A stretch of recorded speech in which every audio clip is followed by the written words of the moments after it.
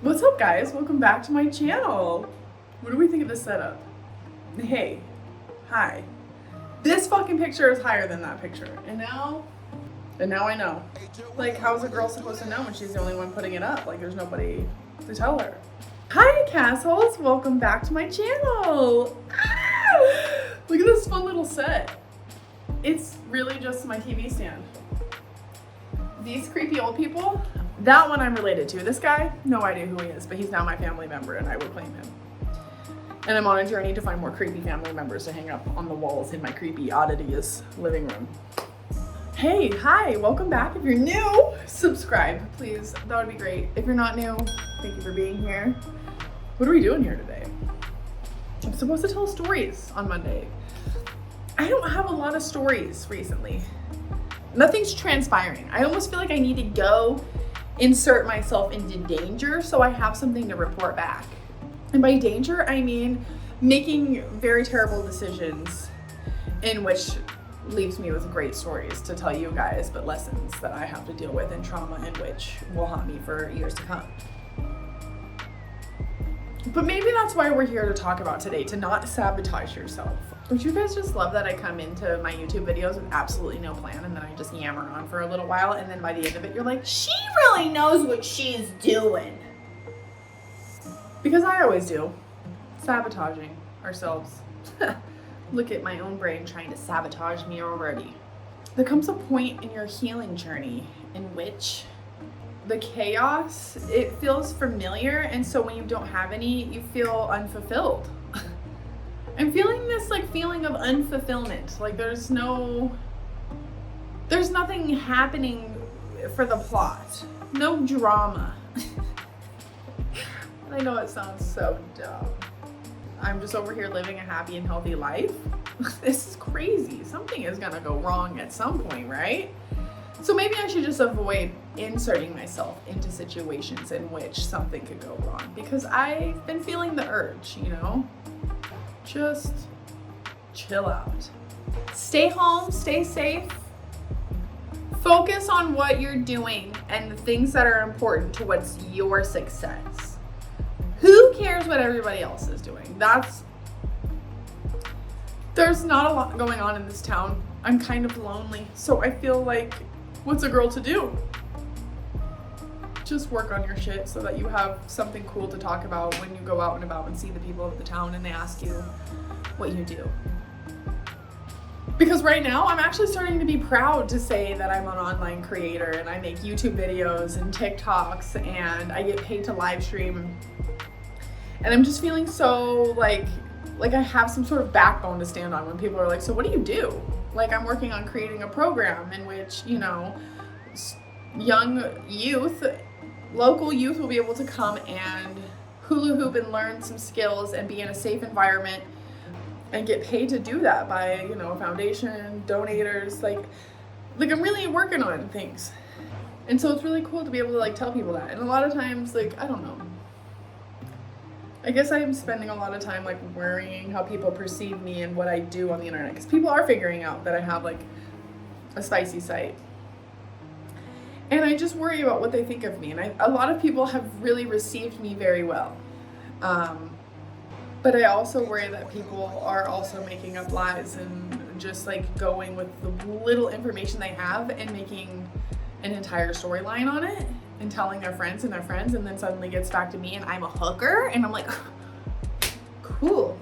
Last I checked, I hadn't had sex since January, so that's the thing. I put out this online persona that I'm a dirty little harlot. I'm really not. I'm not. I'm very comfortable in my sexuality and my exploration of myself with myself, and I think that intimidates a lot of people. I think a lot of people want to shame me because I share that on the internet for money, but like I'm already doing it anyway, so I might as well get paid for it, right? But what I'm saying is I'm just trying to embrace myself at the same time that other people are embracing me. I think it's just a part of the journey, the healing journey. Like I recently had been asked to leave my office at my economic development building because I was selling my spicy stuff. And they asked me to leave their building because they didn't like what I was doing in their building, and they were afraid that it was going to affect them negatively when they asked for grants in the future from certain foundations in the area, I assume.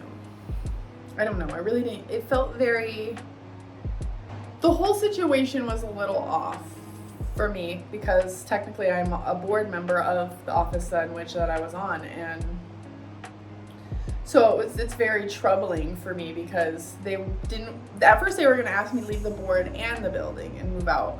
But then, you know, they really just didn't want me taking pictures in their building. And they being 2 people, maybe? 1 person for sure. The other person seemed like, I don't want to do this. This is, you know, I'm just a messenger kind of person, you know?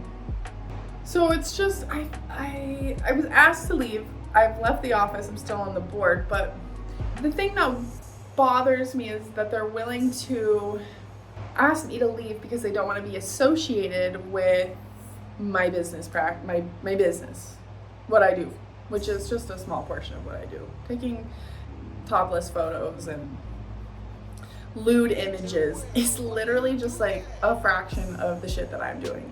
So they don't want to be associated with that in their building, but they still want my ideas and my input, and they want me to be on their board. So I thought it was very interesting. So I feel like, you know, I have no acceptance from even the people that I sit amongst on this board. And I know that I do have the support of the board, but it feels very hush-hush what happened to me. And at the next meeting, I will bring it up that, I don't know, I feel like I deserve an apology for being treated like trash when I'm not trash, and I need to stick up for myself.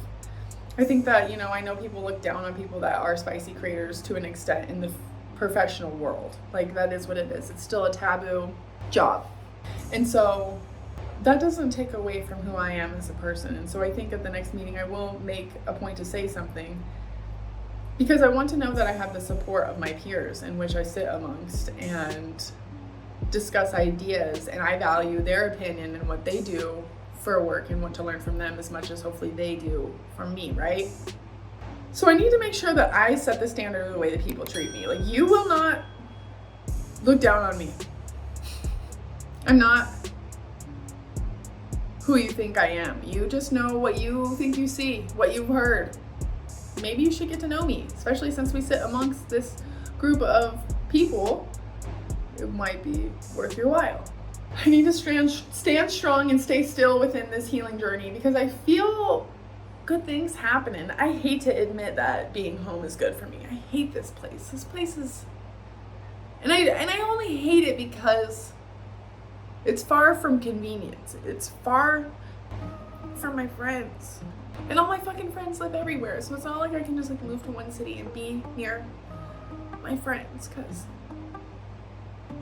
we don't have to pick a city and move to the same one based on my experience moving all over the goddamn country. So I guess I can be grateful that I'm around the people that love me, and I'm trying to grow this business in which I've wanted to for.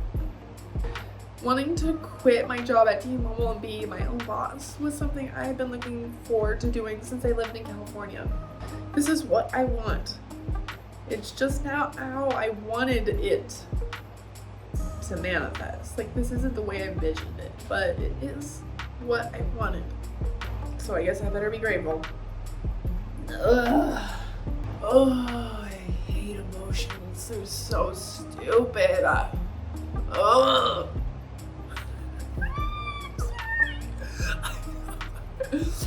But for real though, like I said, this isn't what I wanted, but this isn't how I wanted it. This is what I needed, what I wanted at the same time, right? You get it. This time last year, I had a tooth that was killing me. On top of the mental and emotional stress that I was dealing with amongst peers in my life, and friendship breakups, boyfriend breakups, whatever the fuck that was, I didn't want to live. Like, when I think about it, like, that was such a dark time in my life. I hated everything. So I'm gonna be picky with the people I let into my life, because my peace is absolutely priceless. I'd rather just sit at home and hang out with my online friends, people that haven't hurt me, than potentially open up to people that do. Trying to get on my good side. When you open me up, you're gonna have to work for it, baby. Send me flowers. Whatever. I gotta go. Thank you guys for being here. It's gonna be alright. We got this. Do we like this setup? I don't know. Let me know. Should I broadcast here again or something? What do we call it? Whatever. I love you. Thank you for being here. Bye.